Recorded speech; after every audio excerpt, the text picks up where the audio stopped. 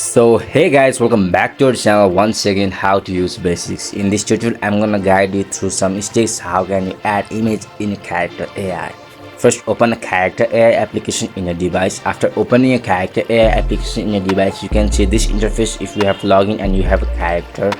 If you don't know how to log in into Character.AI and if you don't have a character in a Character.AI, you can check our past videos.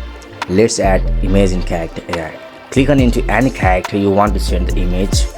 Later, tapping a character, you can see the add image, and if you can't see the add image, then open a Character.AI in your browser. And after opening a Character.AI in a browser, make sure you have logged in your Character.AI account. After logging in Character.AI account in your browser, you can see this interface. And now I can click into character you want to add image, and you can see plus icon here. Tap on plus icon and you can see upload image, then and choose your image which you want to send and click to attach image.